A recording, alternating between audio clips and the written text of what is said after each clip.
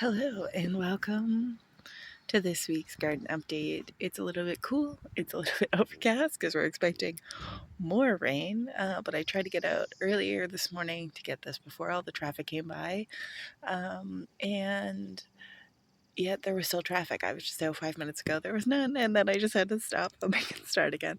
Our hostas are coming up, so this is a big green one. We also have this vine plant.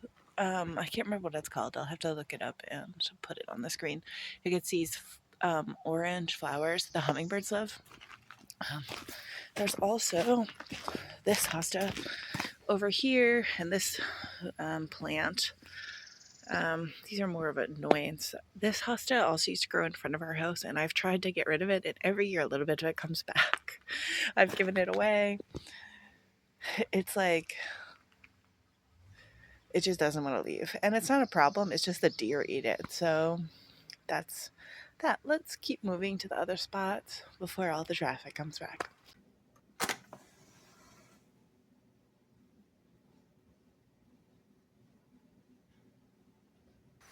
Everything here is getting big and tall.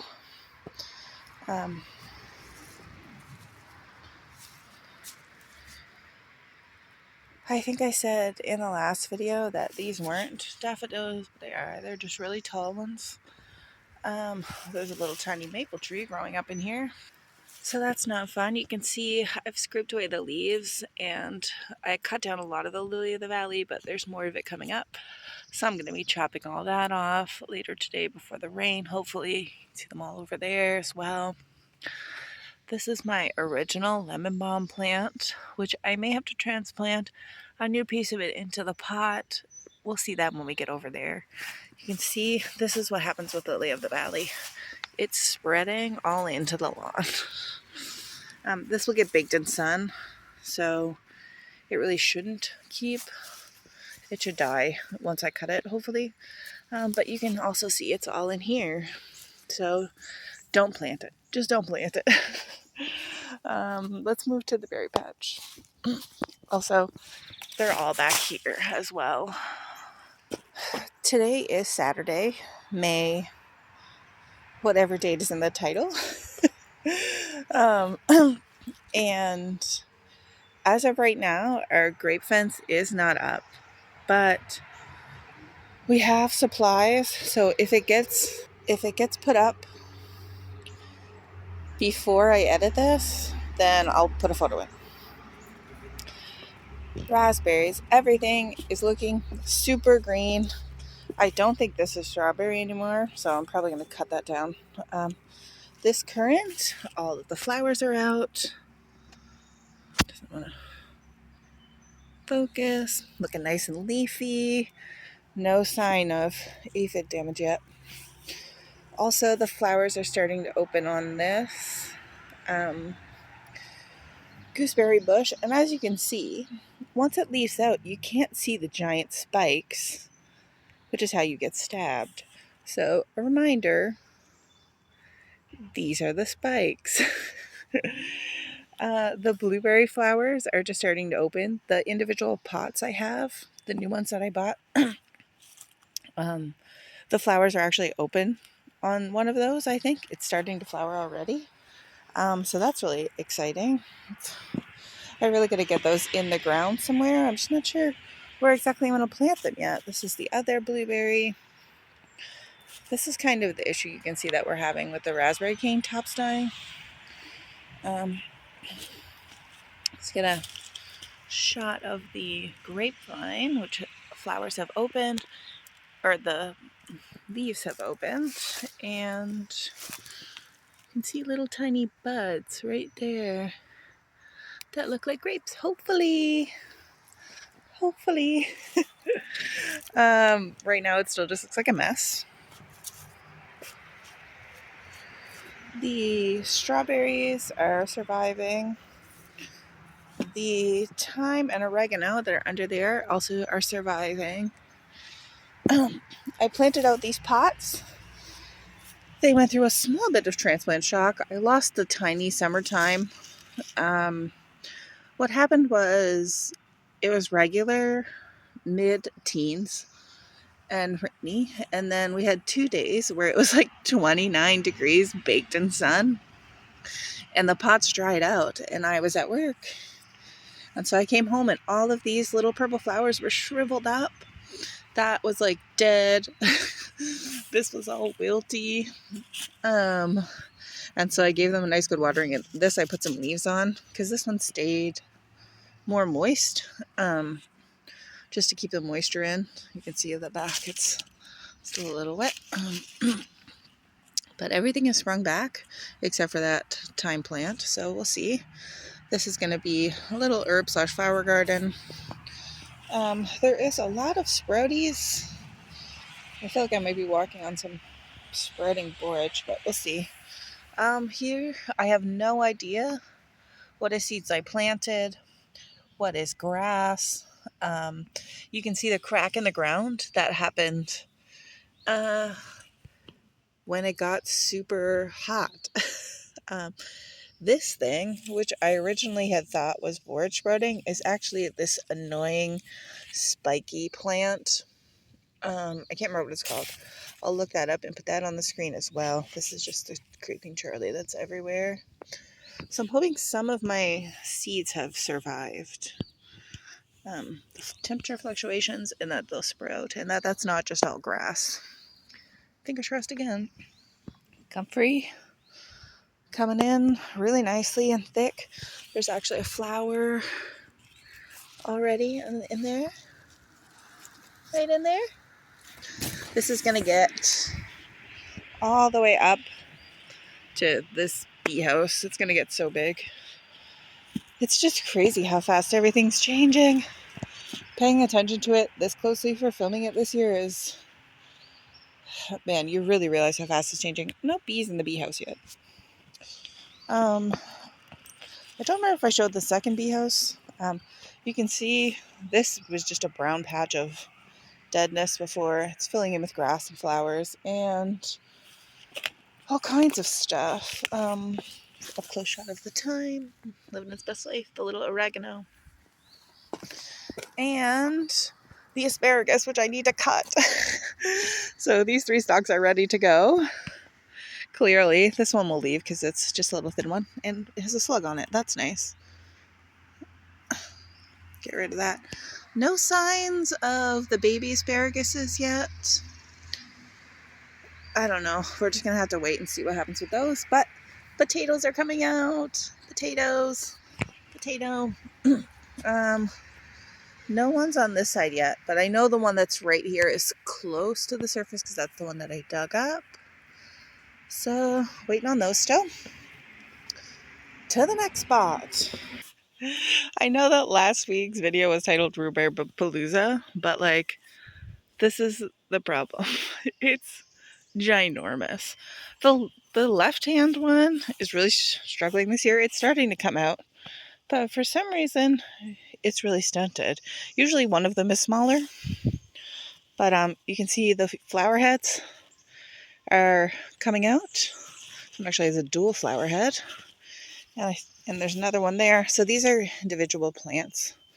It like divides itself. We have ripped out them in the past just so that it's down to 2 again, and then they multiply again the next year, and it's a never-ending thing.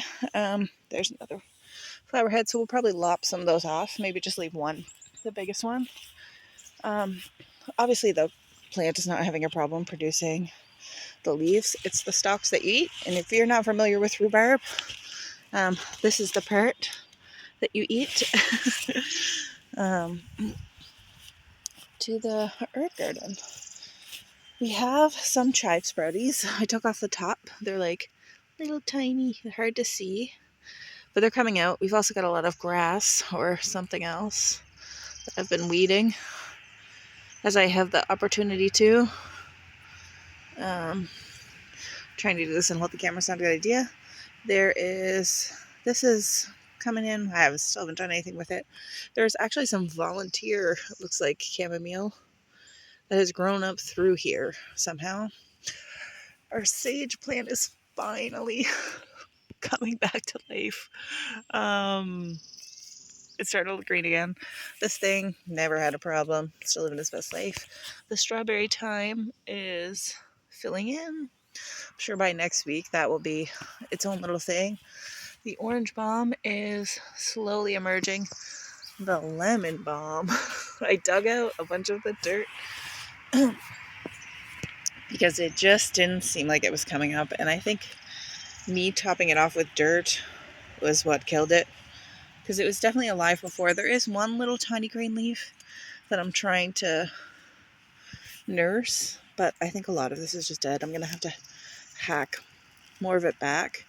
But I dug down to the original soil level and I didn't see anything coming up. So worst case scenario, I just transplant a new piece of it into this pot and don't bury it in dirt again next spring. Make sure the level's up nice and high now that the bottom part of the soil is compacted. These are one of the flowers that I planted, and after the last video, the savory is coming in nicely. This is a piece of vetch, which is another plague I have in my garden beds. Trying to weed and not disturb the fresh roots of the little baby plants is one of the joys of gardening, I guess. The lavender I did end up chopping back. It does have some new growth. I left the bits where there was some green. Come on. So we'll see. That might have to be replaced with something else. If it dies, I'm done with lavender, guys. That's it. And my rosemary. Don't have to cover that because it's safe from deer. Those are just old pots. Haven't done anything with those. I'm going to take the fence down today so that it's not in the way. Okay. Here, it still doesn't look like a whole lot. The spinach is getting its first set of actual leaves. The garlic and onions are doing great. This weed is still plaguing my life, and it will forever. Because every time you rip it off, it leaves root behind that it just regrows from. Here's a spinach next to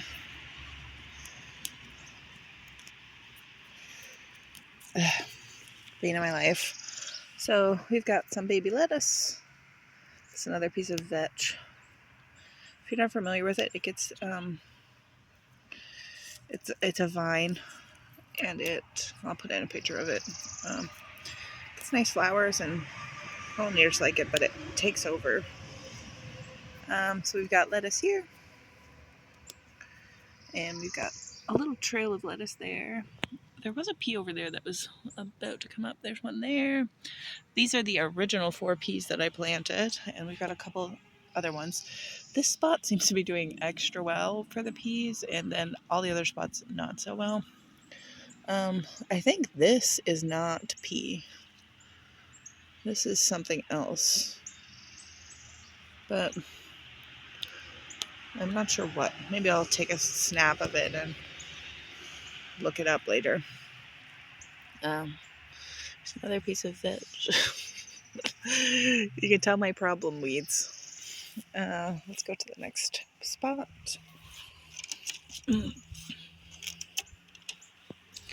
Okay. It's a little bit hard to tell now what's weed and what is radish, but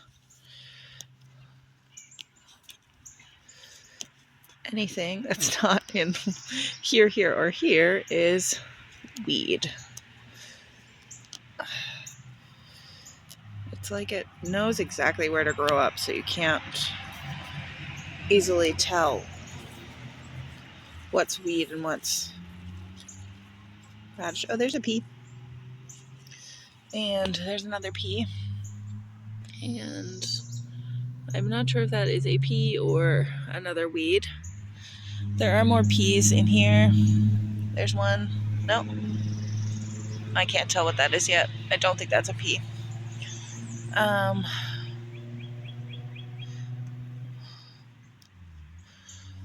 This is probably... Oh, it could be Actually, chamomile. I did throw some chamomile in here last year. This is more vetch, and it's been amongst my carrots, which is really see that root. Clover in here. So I think these are carrots finally coming up potentially.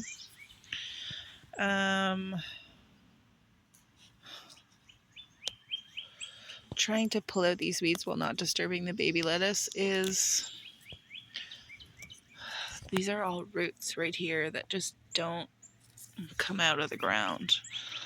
So here is a little inconsistent trail of lettuce. This is the other red lettuce. This lettuce is fighting for its life with weeds, but there is some of it. I'm gonna have to plant that again, I think. Not a big deal. The oregano is really coming back. This is just kind of, this and the sage are your reminders that just because something looks dead and a lost cause, you know, give it some time, because there's Creeping Charlie mixed in. It just might surprise you. I planted some of the little individual flowers along the end over there. This was here to mark where the oregano was. We can get rid of that now, but I'll do that later. All right. Whoops. So still not looking super impressive. There's still some time before I can plant the remainder of my stuff, which I might do on Monday. It's a holiday here, so peppermint, doing great. Baby savory, also doing pretty good. It seems like the middle, I'm going to pull out this yarrow. For some reason, didn't quite, maybe all the seeds got washed, but I have lots of seeds left, so I can throw in some more.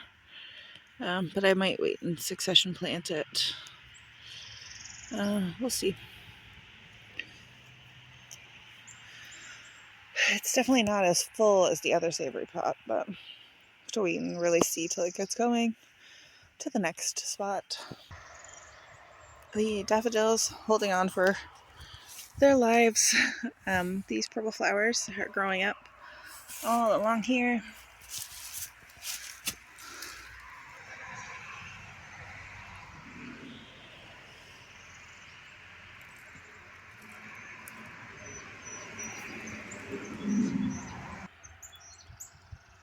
This tree is flowering. I can't remember what kind it is. It's a native tree and it produces a small berry that I think is edible, but usually the birds take care of that.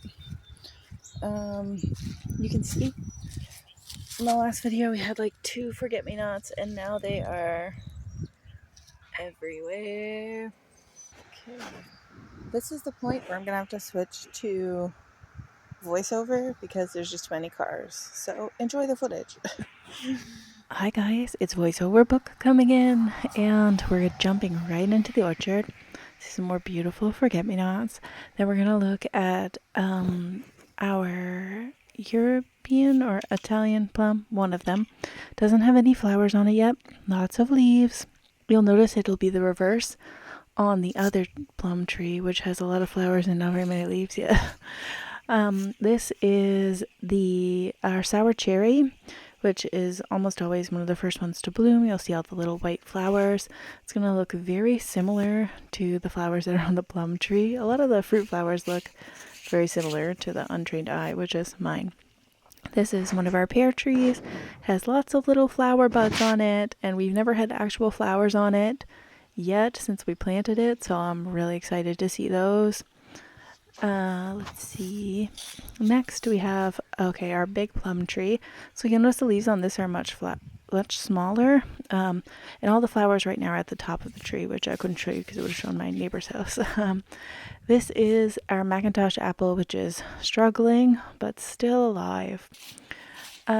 This is our peach tree, which has no buds open and no leaves yet. A little concerning, but I'm hoping for the best. That is just a late bloomer. Here's our tiny Liberty apple, lots of leaves, and I think it had one little flower on the top. Then we come to our sweet cherry, which has leaves, but the flower buds are not open yet. You can kind of see them there in the little leaf clusters. then some more forget-me-nots because they're my favorite and they're everywhere and I couldn't pass them with the camera without filming them. This is our other pear tree, which also has lots of flower buds on it. This one actually had pears on it last year when we bought it. And then our red delicious apple, which is covered in leaves and also little flower buds that have yet to open. This was the first tree to start leafing, and yet the flower buds haven't opened yet. So that's that. Now we're on to our slightly damaged rhododendra. I started picking off the leaves this last week, but haven't got very far. Then we're on to the black currant, which is absolutely covered in its yellow flowers.